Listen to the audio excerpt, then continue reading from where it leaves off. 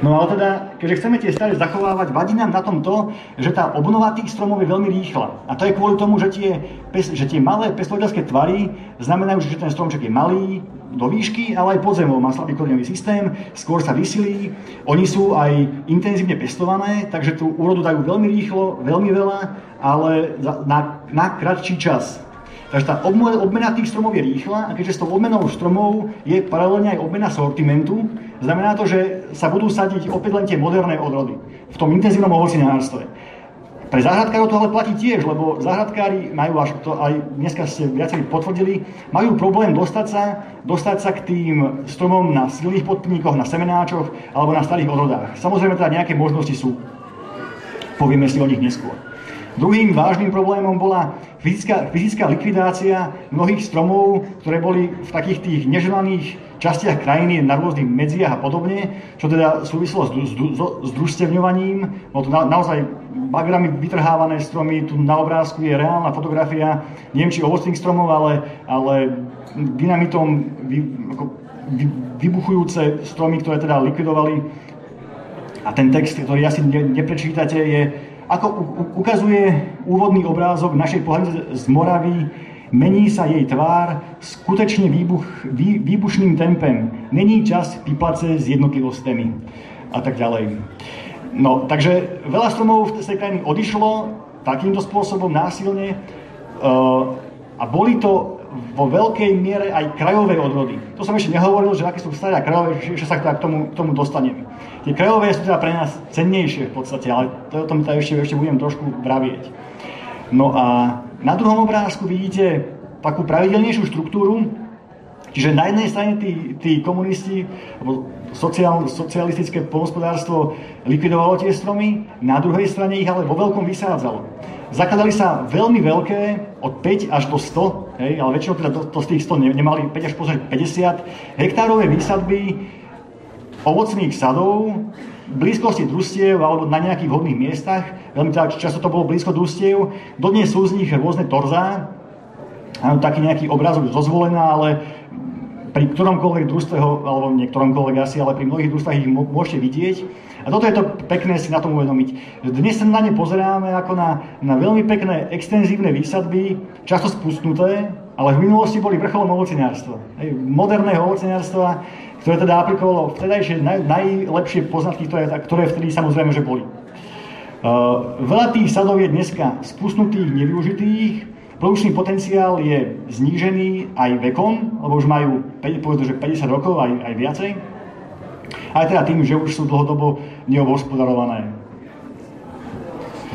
No a teda tú tretiu vec už som vlastne spomenul, to boli tie zmeny v sortimente. Čiže aj keď povedzme dneska na pultoch obchodov vidíme len pár odrôd, neznamená to, že len pár odrôd sa môže pestovať. Toto je sortiment z roku 1930, je tam 68 odrôd jabloní, dnes ich všetky považujeme za staré. V dnešnom sortimente z roku 2012, on sa aktualizuje každý rok, je 63 odrôd. Čiže ten rozdiel nie je veľký. Samozrejme, že bude rozdiel v detaile, čiže skoro nič z toho už tam nebude. Že to nevidíte, ale keď si pozriete ten náš plagát, tak to je vlastne skoro to isté. To je len o tej kvantite, že tá sa veľmi nezmenila. Samozrejme, že sa zmenilo to, čo je v tej listine uznané a to, čo je tam uznané, sa môže ďalej šíriť a štepiť.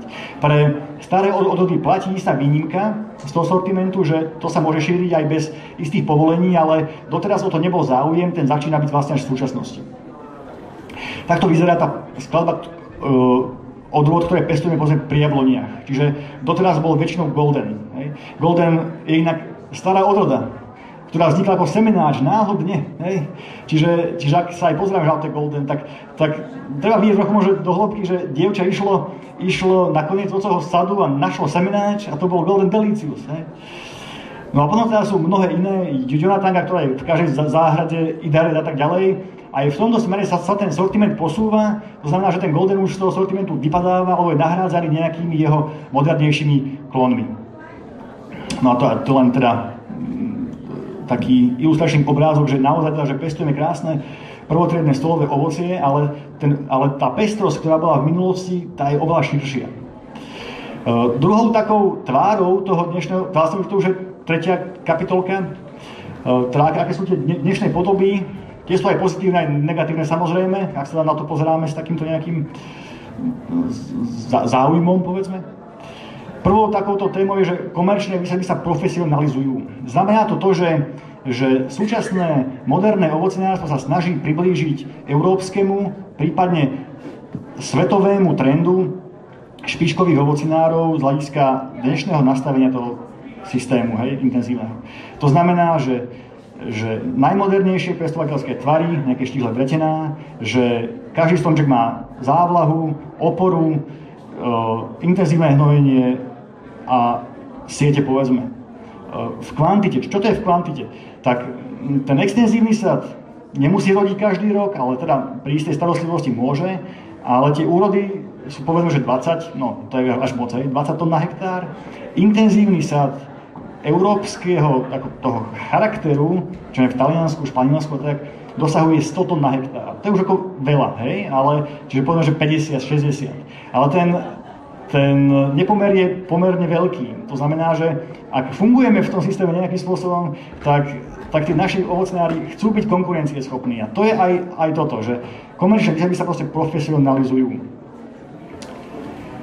Naopak teda sú nejakí ovocinári, ktorí ovocinárčia tradičným spôsobom. Určite aj poznáte Marcelu z Devičian s farmou Nahaj. Tí si vzali do užívania niekoľko hektárový sad, inak Golden Delicious a plus nejaké ďalšie sorty. Začali sa o neho starať, to bol tiež pôvodne družstevný sad. Pás tam ovečky a tak, čiže je to kombinácia pasenia s ovocným sadom, čo je vždy lepšie, lebo to využitie tej krajiny je multifunkčné, je viac účelové, takže ak nie sú nej úroda, tak sú povedzme, že tie ovce mlieko, alebo to je nejaká cigaria na obrázku, tak môže to majú na mäso, neviem. Takže sú aj ekologickí ovocinári, ale je ich pomerne málo. Spočítali by si ich na prstoch 4 zdravých rúk. A mnohí, alebo niektorí dokonca z tých, ktorí sú v tom registri, sú len predajcovia, čiže ani nepestujú. Potom je určite istá skupina ľudí, ktorí ovocinárčia v súlade s prírodou, ale teda nie sú registrovaní, k tým sa ja neviem veľmi dostať bez nejakých tých štatistík. Ale to sú tí, ktorí v tom systéme sú. Takže existujú aj takíto. Sú aj skupiny ľudí, ktoré obnovujú tie staršie výsadby. Čiže kým moderný ovocinár povie, že starý sad družstevný už je vyrodený a už ho nepotrebuje, tak sú aj ľudia, ktorí majú energiu, čas, lebo sú povedzme mladí a romanticky založení alebo neobrúsení tým vekom a povedia si teda, že skúsime to. Tak napríklad takýmto je skupina ľudí v združení Pangea v Bošáci, mnohí tam asi už boli, lebo teda sme sa o tom rozprávali, ktorí vzali opäť do užívania družstevný sad so starými odrodami, kde teda momentálne robia kurzy, dosádzajú mladé stromy, chovajú ovce, kozy, hovädzí dobytok a tak ďalej, robia tam aktivity pre verejnosť. Ten sad, keďže teda s nimi spolupracujeme aj po tej stránke trošku toho odberu toho ovocia, posledné 2 roky nebol extrémne zarodený, ale teda bola čo v ňom, samozrejme, že vždycky býva. A to je potom aj otázka ako smerom k vám, ak budete pestovať, teda, že akou formou sa vybrať. Ale to môže potom v tej diskusii viac poriešiť. Problematiku, potrebu tej ochrany tých starých odrôd nevnímame ako len môže my z nejakých NGOčiek a podobne, ale je to aj štátny záujem. To znamená, že oveľa skôr, ako sme sa tomu venovali my, prebiehali plošné prieskumy po Slovensku, robilo ich SPU, čiže Slovenská poľnohospodárska univerzita v Nitre, spolu s výskumným ústavom rastlinnej výroby. Porobili nejaké zbery, ľudia im poslali nejaké jablčka v ruble a podobne a vznikli z toho repozitória, čiže genofondové sady. Tých je na Slovensku viacero, momentálne myslím, že 8. Sú to tie zelené bodky. Je to vidno. Potom sú tu tie modré bodky, to sú genofondovo bohaté výsadby. Čiže nie sú v tom zozname štátnom, ale teda je tam bohatý genofond. Tu som tam tak vypichol tú červenú bodku, to je náš genofondový sad v Starej Turej, ktorý teda je verejnosti prístupný, dá sa do neho ísť, stromčeky sú také vysoké povedzme ako ja, lebo je založený v dlani.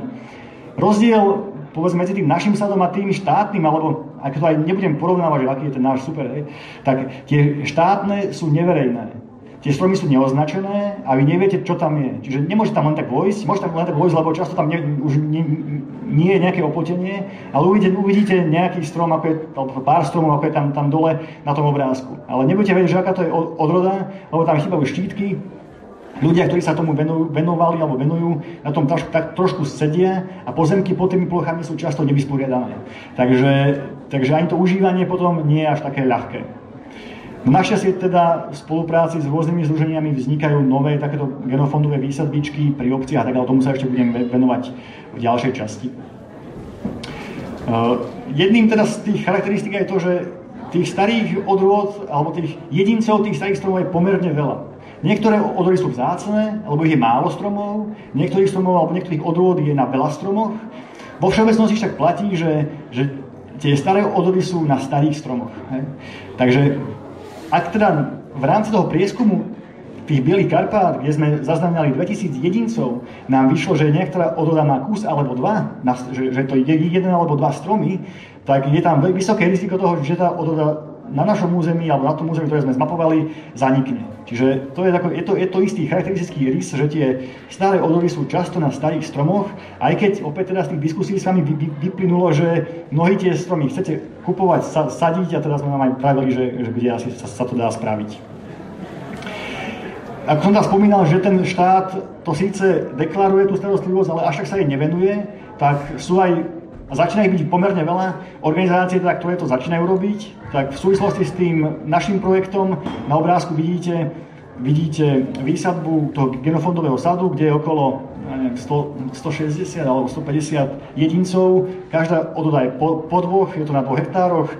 V Starej Turej dá sa tam ísť, stromy sú označené zatiaľ takými plechovými štítkami, ale máme už vyrobené aj také tabulky, kde je obrázok odrody a nejakej základnej vlastnosti. Že v budúcnosti tá plocha bude slúžiť na odber vrúblov, povedzme na ochutnávky a podobné aktivity. Je tam aj postavený prístrešok tradičným spôsobom, je to také akoby sušiarnička, ale funguje to len ako altánok, povedzme, kamenná podmurovka na sucho a na tom z dreva takmer bez klincov nejaké skopy a tak použitá tá konštrukcia poskladaná. A výsadba teda bola s dobrovoľníkmi. Tak to sme pozvali rôznu verejnosť, ktorá sa chcela naučiť, čo to o tom sadení stromov a tej starostlivosti v prvých rokoch. Ďalšou z takých charakteristík tej doby dnešnej je to, že na Slovensku neexistuje žiadny škôlkar, ktorý by sa venoval starým odrodám. Čiže sú nejaké ovocinárske predajne, povedzme, že nejaké tí škôlkari, ktorí ich predávajú, ale nakupujú ich. My teda berieme z Bojkovíc väčšinou, to je za hranicou na Morave, a je to človek, ktorý pestuje aj staré odrody, aj také menej známe druhy ovocných drevín, rôzne kríky a tak, a špecializuje sa aj na odrody a druhy vhodné do horších klimatických podmienok. Adresa je www.stareodrudy.org. Bude to v tej prezentácii, myslím, že ešte aj napísané. Takže lenže toto je opäť iba otázka času. Podľa mňa ten tlak za chvíľku bude taký veľký, že tu ten škôlkar bude. Ak aj nebude oficiálny, lebo tá legislatíva okolo tej škôlkariny je pomerne náročná kvôli karanténnym chorobám na tých stromoch, tak bude aspoň pokútny. Asi ste si všetci všimli, jak sa rúbu prícestné aleje.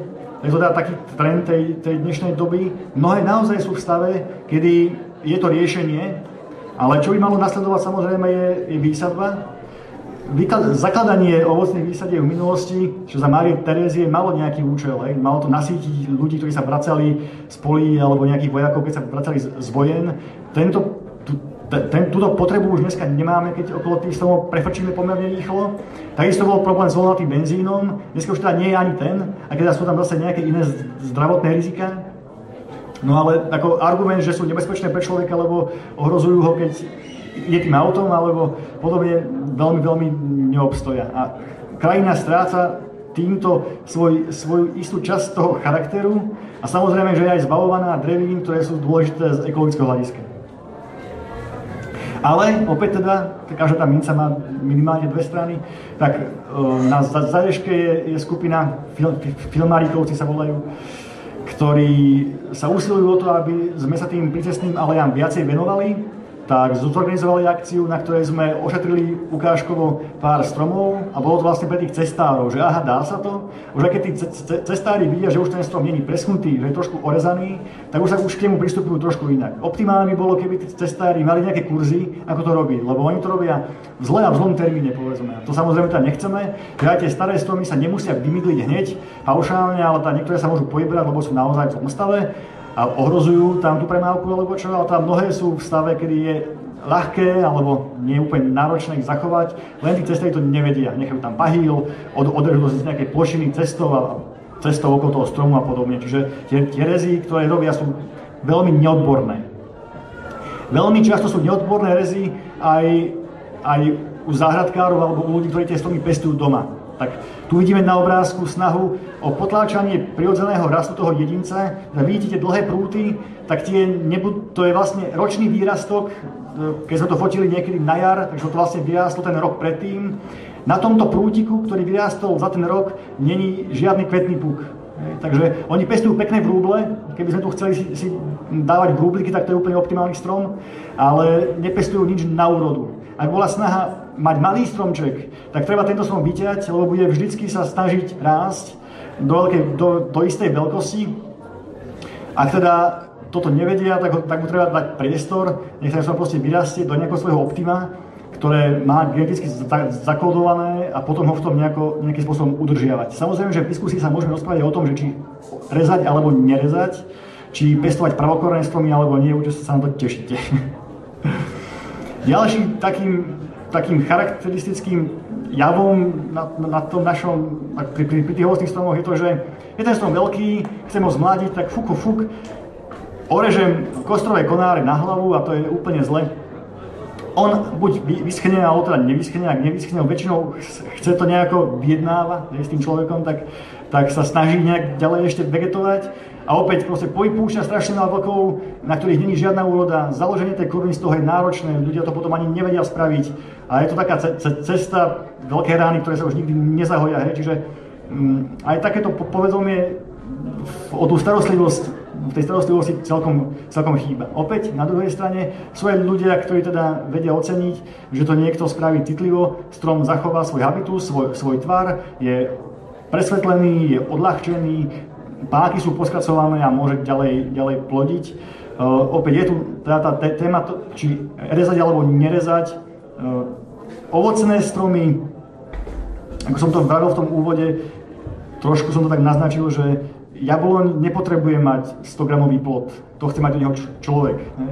A keď už ho človek chce mať, tak je dobre ten rez robiť, lebo ak bude mať tá jabloň tých plodov veľa, tak sa poláme, lebo to drevo na to nie je nastavené. Ne? Čiže je tam istá skupina aspektov, ktoré pri tom treba zvážiť.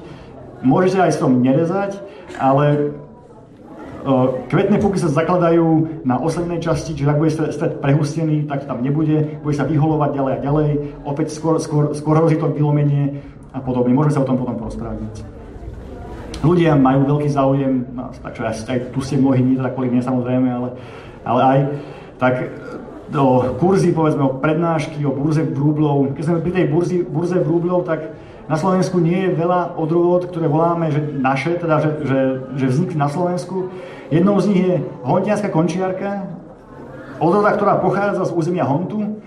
Je to teda čas tam krupina povedzme a nižšie, samozrejme, že to je až do Maďarska, ale teda väčšia časť je na Slovensku. Dá sa očakávať, že táto odroda vznikla na území Slovenska. Je to veľmi dobré jablko, ktoré je až také z môjho pohľadu neuznané. Ono síce bolo v tých sortimentoch kedy v minulosti, ale na rozdiel od mnohých iných odrôd je všestranne použiteľné, ale má tú veľkú výhodu, že keď sa buchne to jablčko, tak to zaschne, že to ďalej nehnie.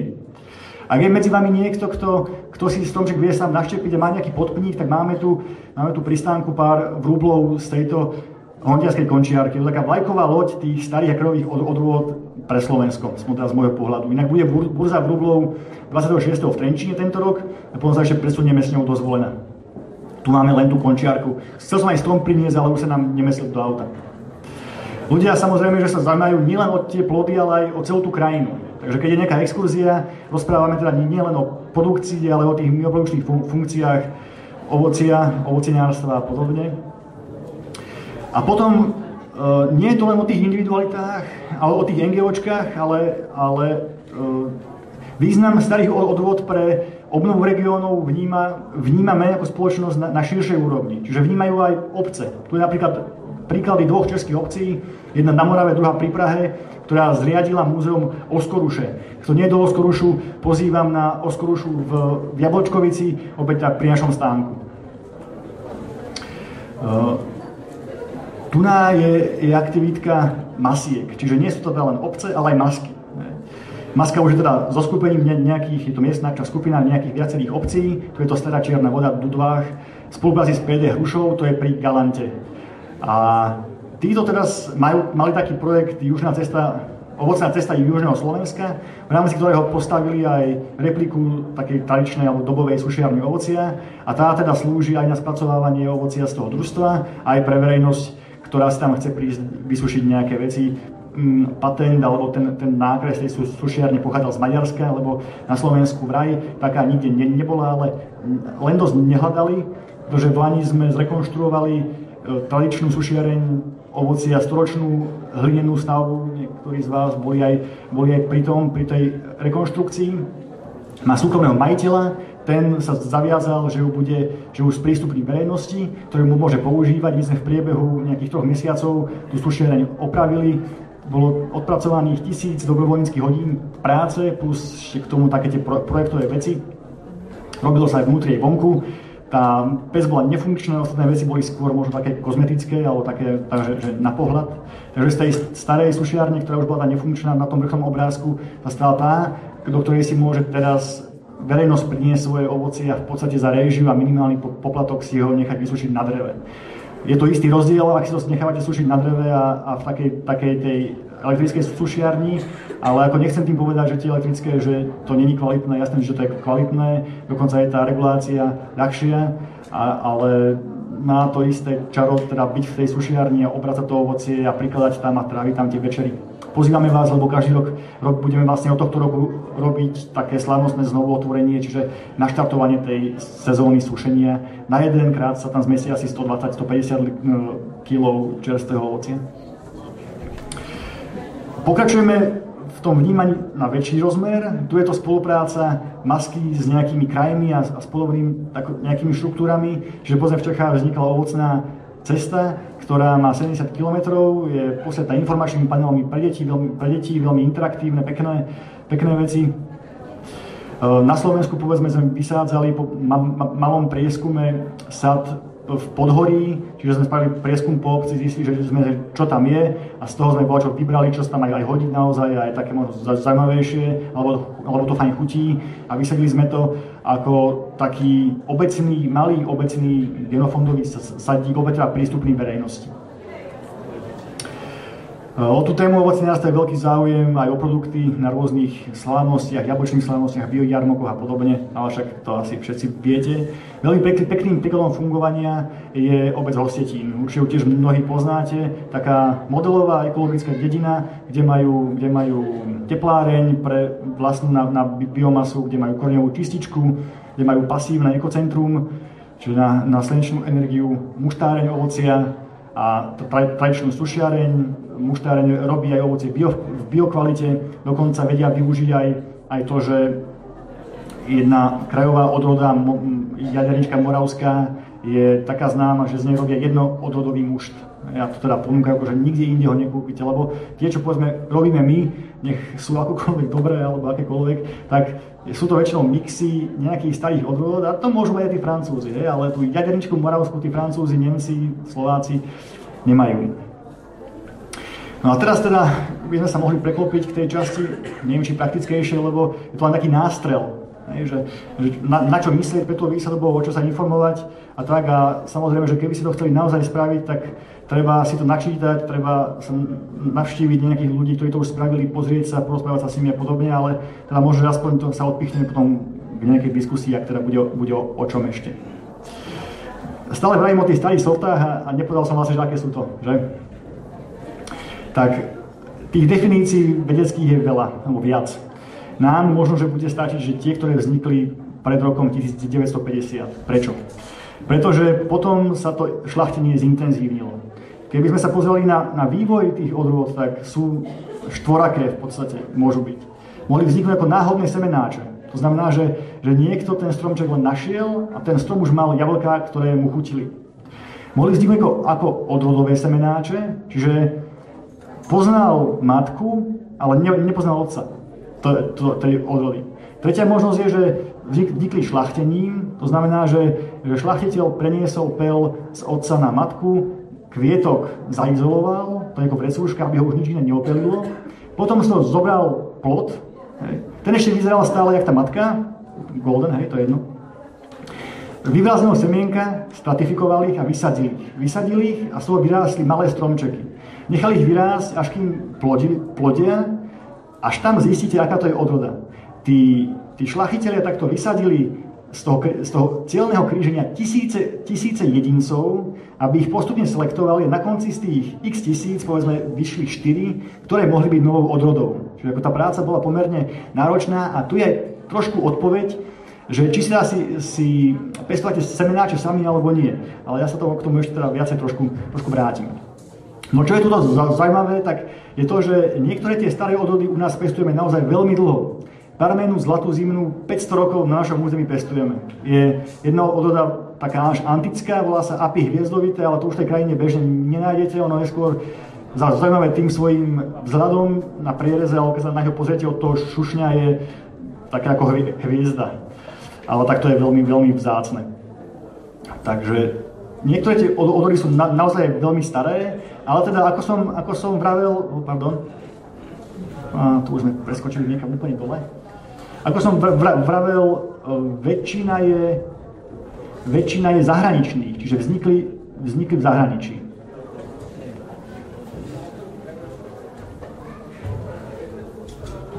Čože by?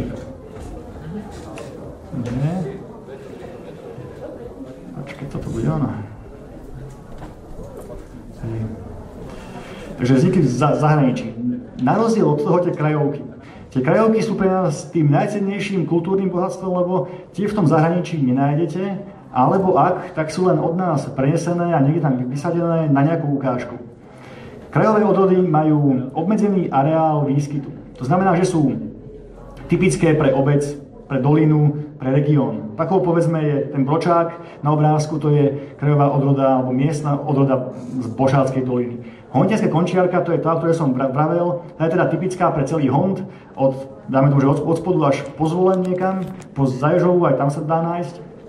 No naozaj veľmi dobré jablčko. Ružová hruška, ktorá je na obrázku, je dnes vyhlásená za strom roka Slovenska a postupila do hlasovania na Európsky strom roka. Tak ak vás zaujíma jej ďalší osud, môžete zahlasovať. A tá smolienka, tu som už tiež spomínal, tak tá sa potom používa do tých kvasov. Až takto potom ako zhniličí. Mnohé tie krajovky, alebo viaceré, voláme povedzme, že jačmienka, ovsienka. Tak aj tá smolienka je taká. Tak oni nie sú viazané len na nejaký región. Je skupina ovsienka, jačmienka, Hont, Biele Karpaty a tak ďalej. Nevieme ešte úplne presne, nešli sme ešte tak do hĺbky, že ako to je s tými génmi, že či to sú tie isté populácie, alebo je tam nejaký rozdiel, tak tomu sa ešte len chceme v budúcnosti venovať. No, čo si z tohto zapamätať? Staré odrody sú často európsky rozšírené a gro nepochádza z územia Slovenska. Napriek tomu teda u nás sa im darí, takže není dôvod ich nepestovať. Ak sa ale venujeme prioritne záchrane genofondu, tak pre nás je dôležité zachraňovať tie krajové odrody, lebo tie sú z veľkej miery neznáme a v iných krajinách sa nepestujú a tým pádom ani nezachraňujú. Naopak, tie staré sa zachraňujú v tej Európe veľmi masovo a kvalitne, oveľa lepšie ako na našej úrovni zatiaľ. Prečo im venovať pozornosť? Tak ja som to asi tak viac menej spomínal. Prvým z tých dôvodov je to, že dnes teda, čo nájdete v obchode, je stolové ovocie. Ale tie staré sorty majú neuveriteľnú variabilitu tvarov, farieb, chutí, voní a tak ďalej. S tým je spojené možnosti využitia. Často sa tá vraví, že niektoré tie odrody sú vhodné na to alebo na hento. My sme si pri tom sušení a muštovaní skúšali teda, že ktorá je aká. Samozrejme, že z istého obmedzeného množstva. Niekomu chutí to, niekomu zase ono, hej, takže nemusí platiť vždycky, ale teda v minulosti tak bolo, že niektoré boli len do kapusty a podobne. Potenciál nových vlastností znamená to, že ak sa nám tu niečo zmení s klímou a tým potom aj s nejakými podmienkami, tak budeme radi, ak nájdeme nové odrody alebo vyšľachtíme nové odrody, ktoré budú akceptovať túto zmenu. A mnohé staré odrody neboli pre šľachtenie nikdy využité. Čiže obsahujú gény, ktoré môžu byť využité v budúcnosti. Preto je aj, povedzme, strata týchto génov pre nás taká nepríjemná. Väzba na tradičné technológie a postupy, to už je taký presah do tej kultúry, že akým spôsobom sa spracovajú tie produkty a podobne je to často teda viazané aj na tie staré sorty. Podpora ekosystémových služieb nesúvisí priamo so starými odrodami. Súvisí skôr s tým, ako tie stromy pestujeme. Či sú tie výsadby ekologické, extenzívne alebo biologické formy bez chémie a podobne. Takým častým spojením je stará odroda a silne rastúci podpník. A keď si porovnáme intenzívny sad, zákrpky a extenzívny sad, tak tie funkcie plnia rovnaké. Hej? Strom je živý organizmus, takže príjma vlahu a živiny, fotosyntetizuje, vytvára kyslík, aj ten malý, aj ten veľký, je biotopom pre zvieratá a tak ďalej, udržiava pôdu, tvorí pôdu a podobne, ale ten malý strom menej ako ten veľký. Takže menším biotopom nebude mať nikdy dutiny ten malý strom, lebo toľko sa ani nedožije, aby mohol mať nejakú dutinu, tá devina, ktorá bude 2,5 metra nad zemou. Čiže pestovaním extenzívnych sadov alebo starých odrôd na extenzívnych sadoch podporujeme výrazne aj funkciu krajiny. Prečo to je ešte dôležité? To je veľmi dôležité z iného pohľadu a to je ten, že tá krajina slovenská čohokoľvek nevyzerala v minulosti tak ako dneska. Jedna vec je, že potenciál Slovenska je byť les na väčšine územia. Ale v minulosti tu boli veľké zvieratá, ktoré ju spásali divoko, hlavne také nejaké možno prístupnejšie časti, čiže predpokladáme, že tu boli časti lesostepí umelo udržiavaných zvieratami.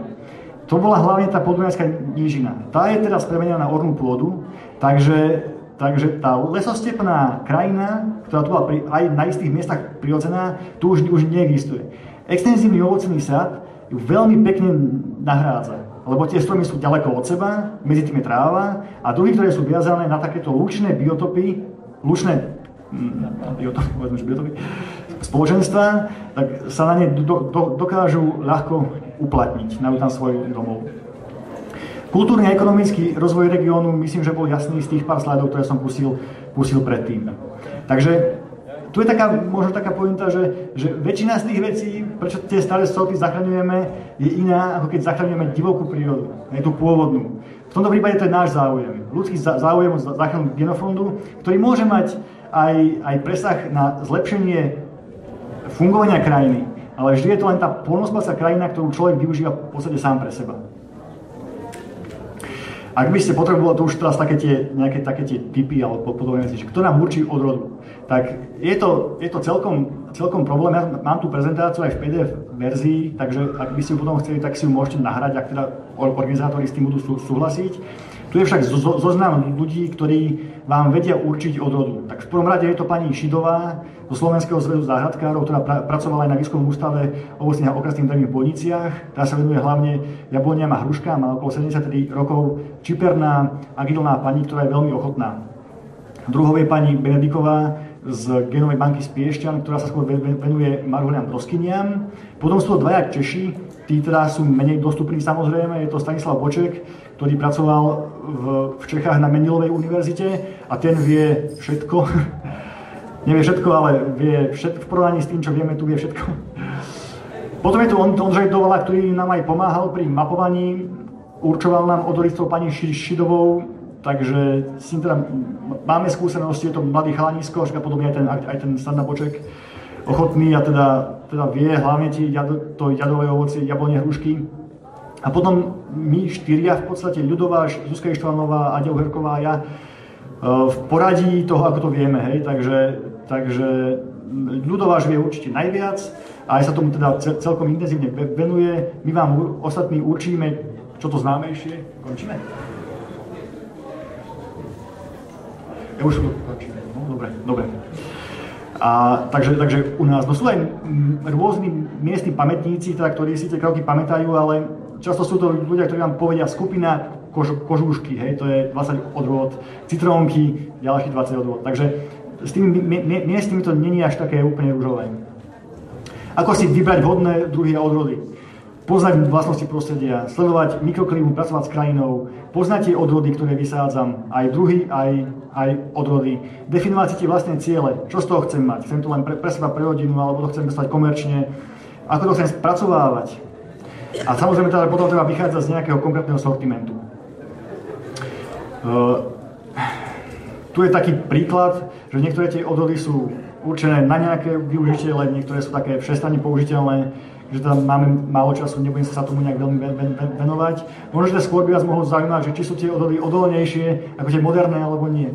Tak opäť, v tom modernom šľachtení je vetva, ktorá sa venuje práve tomu, aby tie odrody boli odolnejšie voči bežným chorobám. Takže sú také moderné odrody, ktoré sú, čo viem, že taká tá česká škola, ktoré sú naozaj v tomto smere dobré. Ale sú aj staré sorty, ako ten Batul, ktorá je veľmi nenáročná. Ale potom, jak je tých odrod veľa a tých vlastností, ktoré môžu mať, je strašne veľa, tak aj v tom je tá kombinácia. Čiže tá dokonalá odroda keby neexistuje. Ne? Čiže vždy to je nejaká kombinácia lepšieho, horšieho, toho väčšia odroda, ten car Alexander. Jesenná, mazuzdorná, super, ale hnie a múčna tie skoro. Čiže ako, nikdy to není len tak. Kde si ich môžete kúpiť?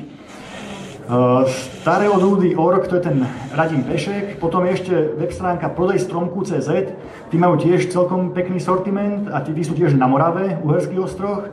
Standa Boček teraz sa dal voľnú nohu a začína s tým škôlkovaním aj tak oficiálne a ten má veľmi kvalitné stromy, veľmi široký sortiment.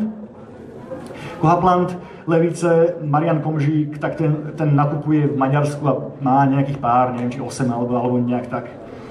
A potom teda je tá druhá možnosť dopestovať si vlastné stromy. Jednak teda je tá možnosť vykopať tú plánku niekde v krajine alebo tam zaštepiť, ak vám to vyhovuje. Mnohých semenáčov, hlavne tých hruškových, čerešňových je strašne veľa. Slivkové neodporúčam, lebo budú mať čárku. Ale teda keď si budete pestovať, čo viem, že jablonky sami zo semien, tak to vám fakt, že prejasí cez hlavu. To skýbla ovocia, budete mať stovky a stovky rastlín, ktoré nebudete vedieť kam dať. To je fakt, že je to pomerne ľahké. A potom je tu tá téma tých pravokorenných stromov, povedzme, alebo tých, ktoré ani nemuseli byť spravokoreňované. To sú tie semenáče, ktoré vysadíte semienko a voľačo vám z toho vyrastie. A vyrastie vám voľačo z toho, čo je buď teda tá odroda alebo plánka, čo není väčšinou ani to, ale voľačo medzi tým. Tak tu len na obrázkoch zozvolená semenáče, väčšinou menšie plody, to spiešťan, krásne žíhané jablčko, stromisko takého krojitého vzrastu, nikdy nestrihané, plodiace každý rok pri ceste, pomerne chutné jablčka. Môže to potom ešte v diskusii viacej rozviesť aj úskalia. No mnohé, jak som to vravel, mnohé najznámejšie odrody vznikli ako náhodné semenáče. Čiže Golden Delicious, jak som vravel, Bernské ružové našiel horár, keď išiel po lese s zaseženou švajčiarskou krajinou a tak ďalej. Ako navrhnúť sa, je tam veľa vecí, čo treba zvážiť, kým sa do toho vrhnete.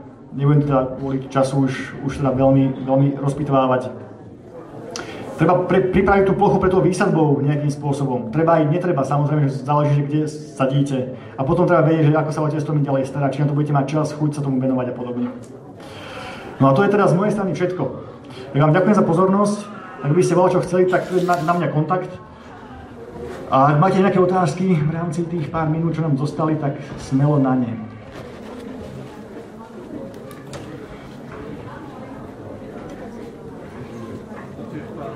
Tak asi aj nie. Ďakujem.